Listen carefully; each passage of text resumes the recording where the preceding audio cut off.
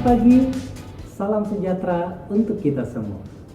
Salam kenal, perkenalkan saya Lista Fidia Mesianes Arhoru, salah satu dosen di Institut Santi Buana, program studi S1 Teknologi Informasi. Pada kesempatan kali ini, izinkan saya memperkenalkan mata kuliah yang saya ampu, yaitu mata kuliah pemrograman Python dengan metode DIA, Delivery, Interaction, dan Assessment. Video ini dibuat untuk memenuhi salah satu persyaratan sertifikasi dosen di tahun 2024, yaitu pernyataan diri dosen dalam unjuk kerja Tridharma Perguruan Tinggi atau yang biasa kita kenali dengan PDD UKTP, khususnya di aspek pengajaran. Selanjutnya, saya akan menjelaskan deskripsi dan informasi mengenai mata kuliah pemrograman Python. Mata kuliah pemrograman Python adalah mata kuliah umum yang wajib diambil bagi mahasiswa semester 4 di program studi S1 Teknologi Informasi di Institut Santi Buana. Dengan bobot 3 SKS, mata kuliah ini memiliki tujuan untuk memberikan pemahaman dan aplikasi praktis mengenai pemrograman Python, termasuk percabangan, perulangan, input atau output, operasi file, penanganan pesan kesalahan, integrasi fungsi, serta konektivitas database.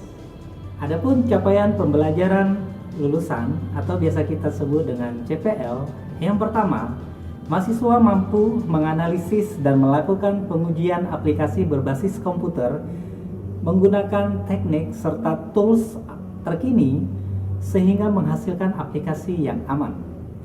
Yang kedua, mahasiswa mampu merancang, membangun, dan mengelola aplikasi berbasis komputer menggunakan cloud service untuk memenuhi kebutuhan organisasi. Selanjutnya, capaian pembelajaran mata kuliah atau CPMK. Yang pertama, mahasiswa mampu memahami dasar-dasar Python. Yang kedua, mampu menggunakan variabel dan jenis data pada program Python. Yang ketiga, mampu memahami dan mengaplikasikan percabangan dan perulangan pada pemrograman Python. Yang keempat, mampu mengintegrasikan fungsi dalam pemrograman Python. Yang kelima, mampu membuat modul. Yang keenam, mampu mengaplikasikan input atau output dan operasi file pada pemrograman Python. Yang selanjutnya, mampu mengintegrasikan konsep OOP, Object Oriented Programming, pada Python. Yang terakhir, mampu memahami pesan kesalahan pada pemrograman Python. Referensi yang digunakan dalam mata kuliah pemrograman Python di antara lain adalah e-book Dasar Pemrograman Python. Yang kedua, e-book Programming Python 2 Edition dan beberapa sumber lainnya. Selanjutnya, sistem pembelajaran mata kuliah pemrograman Python dilaksanakan secara sinkronus dan asinkronus dengan metode pembelajaran yang aktif. Pembelajaran dilakukan selama 16 pertemuan, termasuk UTS dan UAS, dengan metode blended learning yang berfokus pada diskusi kelompok dalam penyelesaian studi kasus. Adapun bobot penilaian dari evaluasi pembelajaran mata kuliah pemrograman Python, yang pertama presensi sebesar 15%, yang kedua tugas atau kuis sebesar 20%, yang ketiga, sikap dan keaktifan sebesar 15%. Yang keempat, UTS sebesar 25%. Yang kelima, UAS sebesar 25%. Jadi, total bobot penilaian evaluasi pembelajaran mata kuliah pemrograman Python sebesar 100%. Selanjutnya, berikut ini adalah cuplikan proses pengajaran yang saya lakukan secara sinkronus tatap muka di dalam kelas. Selamat menyaksikan. Oke, selamat pagi. Oke, sekali lagi ya, saya mau menyapa teman-teman di pagi hari ini, karena kan kalau di pagi hari biasanya kan semangat tuh, atau masih ngantuk. Oke, sekali lagi saya ucapkan selamat pagi.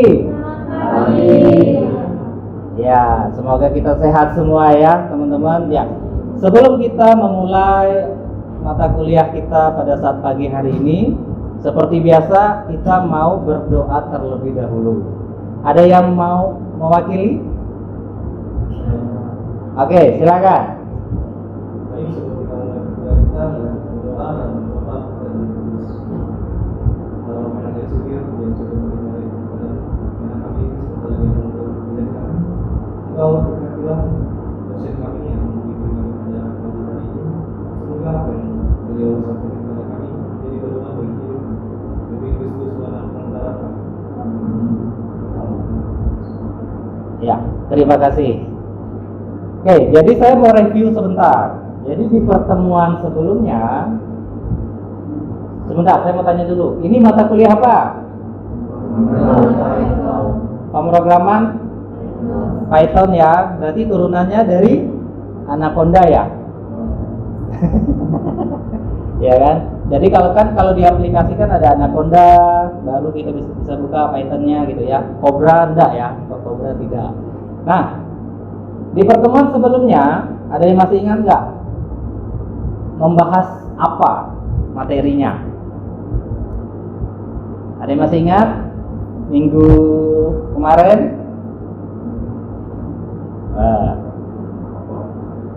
Praktek ya minggu kemarin ya? Praktikum ya? Itu lebih ke statement-statement kalau kemarin ya. Untuk kita review sebentar statement dari pengodingan untuk pada saat kita masuk di aplikasi Python-nya. Nah, di pertemuan kita pada saat pagi hari ini itu kita berbicara mengenai ada yang namanya class, inheritance, dan constructor. Nah, kalau inheritance ini lebih ke yang namanya pewarisan ya, tapi kita akan bahas satu persatu. Oke.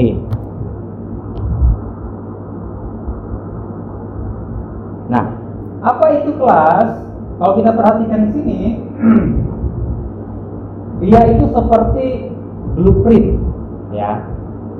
Yang namanya blueprint itu cetak biru. Jadi kalau kita mau membangun sebuah misalkan rumah, berarti kita sudah harus tahu apa? Desainnya dulu, denahnya dulu. Nah, jadi berarti kelas itu sebuah blueprint untuk menciptakan yang namanya objek. Oke, objek tahu ya? Apa objek? Objek, misalkan begini. Objek apa tadi? Kalau objek itu berbentuk benda atau tidak? Benda, bisa.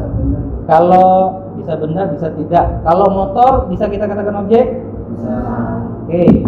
Nah, jadi yang namanya kelas berarti kita menciptakan untuk si objek tersebut apa nantinya. Itu ya, sederhananya seperti itu. Yang kedua, dia menyediakan struktur dan perilaku dasar yang dimiliki objek untuk dibuat berdasarkan kelas tersebut. Nah, nanti saya akan kasih contoh. Jadi kalau didefinisikan atribut ini dalam kurung variabel dan metodenya itu fungsi yang akan dimiliki oleh objek. Nah, ini ketika nanti pada saat pemrograman kita bisa masuk melihat variabel dan fungsi, ya, yaitu atribut dan metode. Nah, kalau misalkan ini contoh coding. Nah, di sini ada namanya definisi sebuah kelas. Oke. Kelas di sini dimaksud yaitu kelas manusia. Ada yang bertanya nggak kenapa kelasnya manusia? Contoh, kita dibedakan hanya dua ya. Kita manusia ini dibedakan hanya dua, yaitu jenis kelamin laki-laki dan perempuan. Laki-laki dan perempuan ini tergolong sebagai apa? Manusia. Nah, berarti nangkep ya. Jadi kalau kita bungkus gitu ya. Kalau kita bungkus ini berarti yang ada di dalam ini tadi, misalkan tadi ada namanya si Abdul misalkan ya. Terus ada si Putri misalkan seperti itu. Nah, ini semua berarti masuk ke dalam kategori kelas yang kita bikin, yaitu manusia. Oke, sederhana ya untuk menentukan itu. Aduh, kelihatan nggak teman-teman? Yang di belakang kelihatan ya? Oke. Nah, di sini nama kelasnya apa? Hewan ya. Kalau hewan ini pasti punya suara kan? Oh iya dong.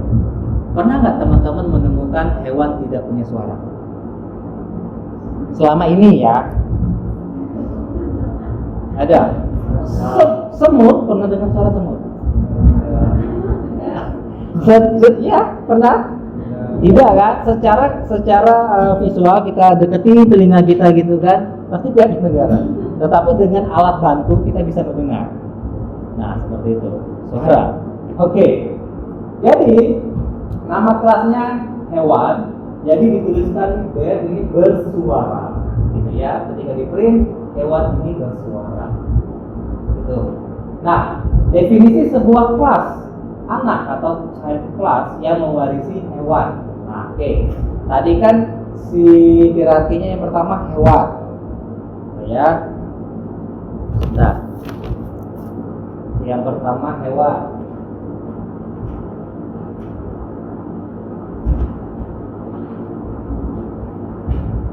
Nah, dari sini teman-teman itu nanti akan tahu susunan.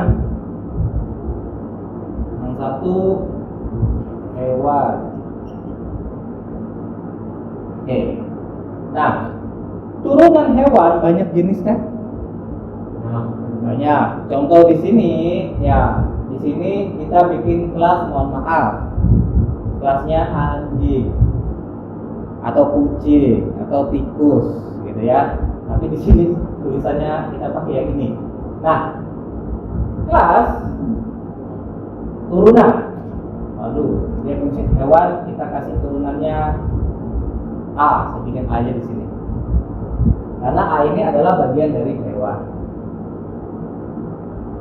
Kalau misalkan tiba-tiba saya bikin kelasnya menjadi ini ya, misalkan menjadi Honda SR-V, nyambung nggak? Tidak ya? Oke, berarti cepat paham nih. Tidak nyambung ya, karena itu bukan turunan, gitu ya. Nah, jadi teman-teman logikanya harus main. Siapa yang punya turunan itu yang digunakan. Jangan pakai turunan orang lain. Sederhananya begitu. Nah, terus lanjut yang ketiga, membuat objek dari kelas si A tadi, kelas hewan tadi, yang si anak ya, ini ya. Jadi dia bikin, nah, dia bikinnya nama variabelnya tuh DOG, dog. Oh, DOG. Nama variabelnya DOG sama dengan kelasnya tadi, gitu ya. Terus langsung dipanggil aja yang bersuara dan yang jenis. Nah, dia ngambil yang bersuara itu berdasarkan definisi tadi teman-teman. Def sama definisi. Jadi ketika kalau kita mau buat objek dari kelas si hewan turunannya tadi anjing, berarti kita bisa lihat dong panggil variabelnya aja. Gitu. Maka hasilnya kita tes, ya. Coba. Sebentar, kita ke codingan tadi.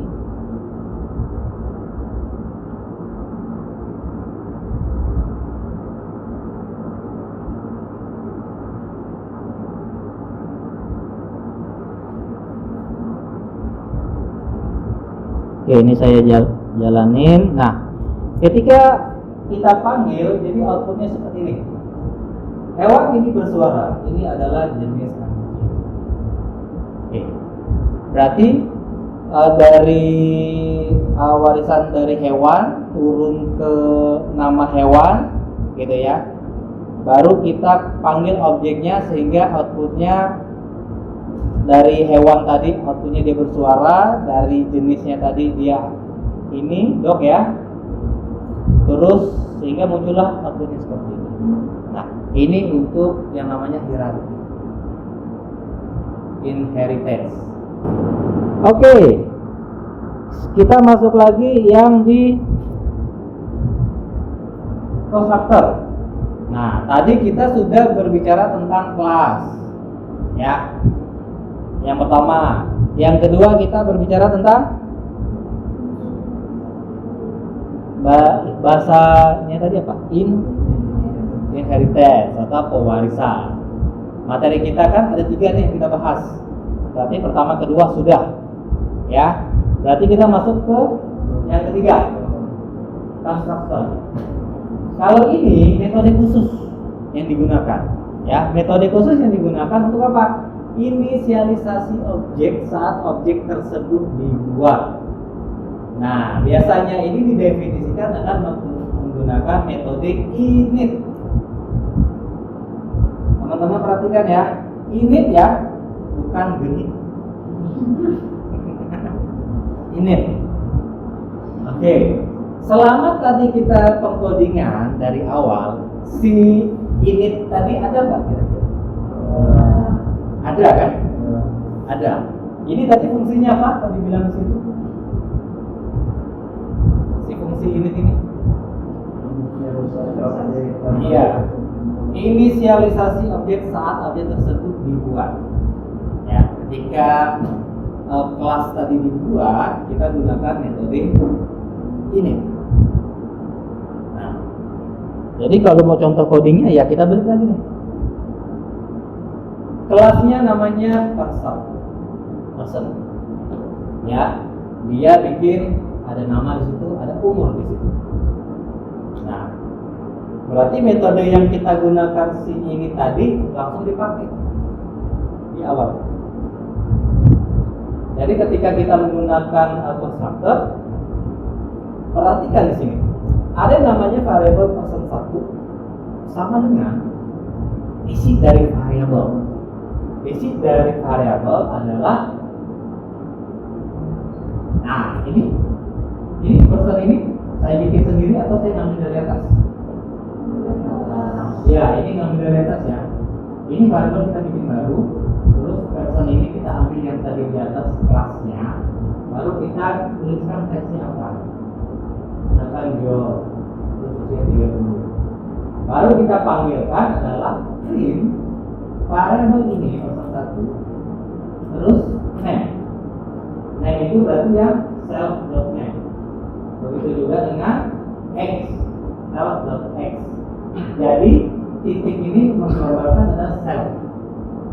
Gitu ya. Studi kasus.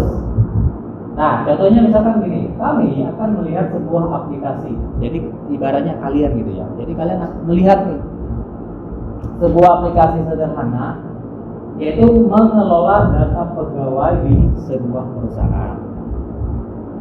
Oke, ini jalan ceritanya begitu. Jadi aplikasi ini dia bisa menggunakan konsep pemrograman berorientasi objek atau OOP, Object Oriented Programming, OOP itu, ya. Nah, untuk membuat kelas-kelas yang merepresentasikan pegawai dan departemen. Oke, kalau teman-teman perhatikan di sini, di kalimat yang pertama ini kita udah mendapatkan kelas apa aja?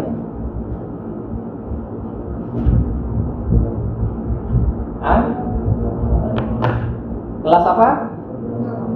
Pegawai. Jangan malu-malu ngomongnya. Pegawai. Aduh.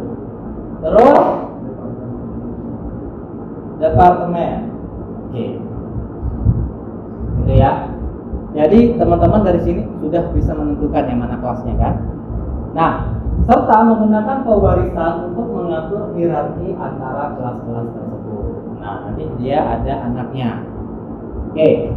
Fungsi dari aplikasi ini yang pertama, dia membuat objek pegawai dengan atribut nama, usia, dan gaji. Nah, udah kebayang ya, tadi udah ada kelas, berarti turunannya apa? Yang kedua, membuat objek departemen dengan atribut nama departemen dan daftar pegawai yang bekerja di departemen tersebut. Nah, kira-kira turunan dari anaknya departemen itu apa? Bisa dibayangin ya.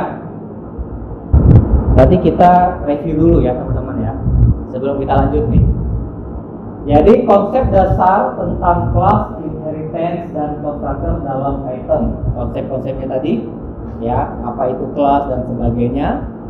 Yang kedua, kelas digunakan sebagai blueprint untuk membuat objek dengan atribut dan metode yang terdefinisi. Ini kelas. Oke.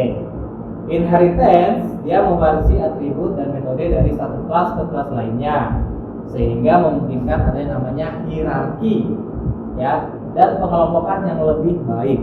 Nah, sedangkan yang ketiga, constructor, ini kita gunakan metode init gitu ya, digunakan untuk menginisialisasi objek saat dibuat.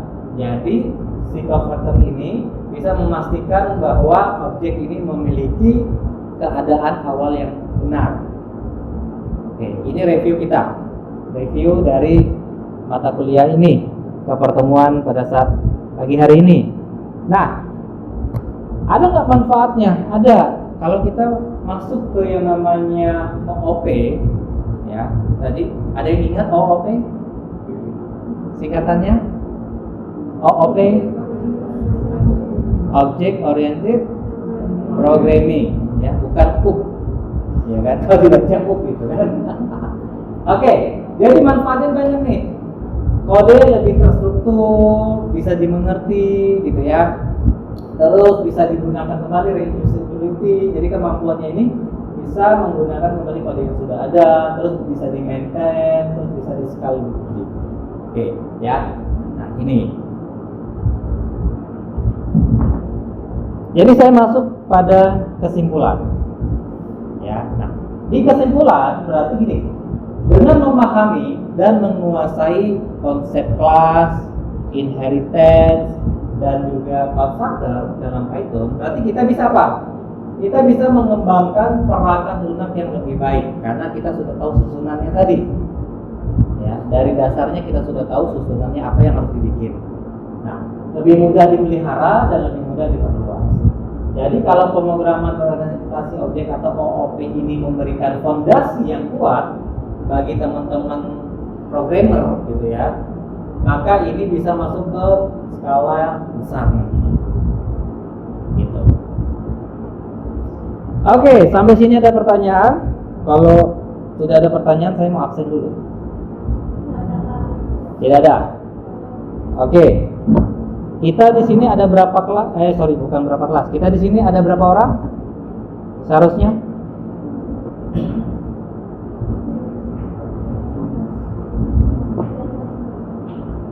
Oke, bantu saya kira-kira temennya yang tidak masuk siapa?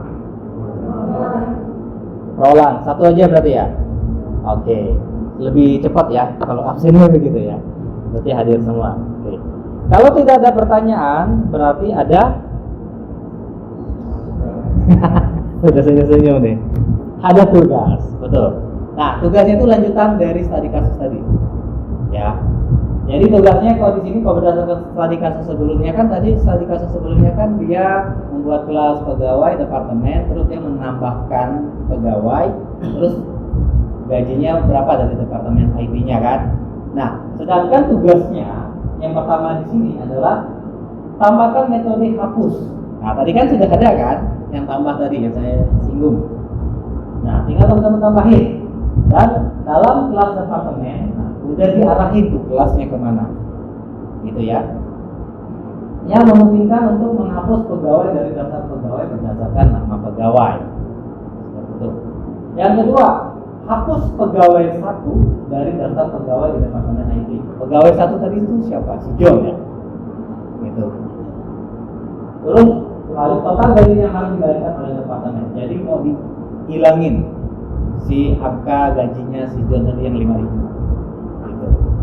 Nah, terus hasil outputnya itu seperti ini hasilnya. tugasnya tuh ngampilin ini gitu ya. Jadi total gajinya harusnya dibayarkan Departemen IT ketika penghapusan adalah 4.500 karena pegawai satu tadi kita hapus. Ingat ya, kita hapus bukan kalian hapus itunya. Hapus skrip, kalian tambahin skrip hapus, sehingga si skrip yang si gajinya 5.000 tadi itu tidak tampil seperti itu. Ini yang pertama, cuma 2 soal. Tugas yang kedua, ini lanjutan, modifikasi kelas pegawai untuk menyertakan atribut departemen. Nah, jadi tambahkan metode info underscore pegawai. Udah diarahkan nih apa yang mau ditambahkan, yaitu info underscore pegawai dalam kelas pegawai untuk menampilkan informasi lengkap tentang pegawai, termasuk tadi ada nama, ada usia, ada gaji, dan nama departemen tempat pegawai bekerja. Oke, outputnya seperti ini. Nah, ingat, tidak dihapus ya skrip yang udah dibikin di awal tadi, cuma kalian tinggal tambahin. Jadi di sini ada nama John, usia tadi gaji 5.000, terus namanya usia berapa tadi 4.500 departemen IT. Jadi ini keseluruhan yang dipanggil, dimulai dari nama, usia, sama gaji dan departemennya. Nah, ini kan sebenarnya turunan aja tadi. Oke, paham? Untuk terkait tugasnya, paham ya? Nanti materi saya akan bagikan. Oke, sekali lagi saya mau menyapa. Selamat pagi. Pagi ya, udah tadi, aduh pusing tadi ya, ini belajar coding itu panjang gitu ya. Nah, tapi tidak apa-apa. Yang namanya belajar ya. Saya sampai saat ini juga belajar gitu ya. Belajar nih, karena kuliah lagi gitu kan. Oke. Sekali lagi saya mau bertanya, apakah ada pertanyaan sebelum saya tutup? Oke, tidak ada ya, pengen cepat pulang nih. Oke, baik. Jadi teman-teman ingat ya, nanti terkait tugasnya, ya tugasnya diusahakan nanti minggu depan sudah kelar gitu ya. Teman-teman bisa diskusi dan sebagainya ke teman-teman sendiri gitu ya, gimana untuk mengerjakan tugas ini. Nah, jadi harapan saya nanti ketika kita masuk di pertemuan berikutnya, teman-teman sudah menyelesaikan tugas, mungkin kita bahas sedikit juga untuk review juga ke materi depan berikutnya gitu ya. Oke, kalau tidak ada lagi pertanyaan, saya ucapkan terima kasih. Selamat pagi. Demikian deskripsi singkat serta cuplikan proses pembelajaran mata kuliah pemrograman Python yang saya ampu.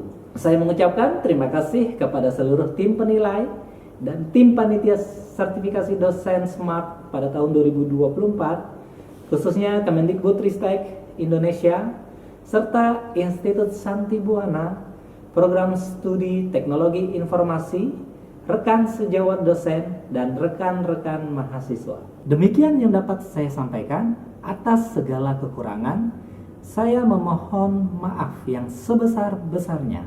Terima kasih.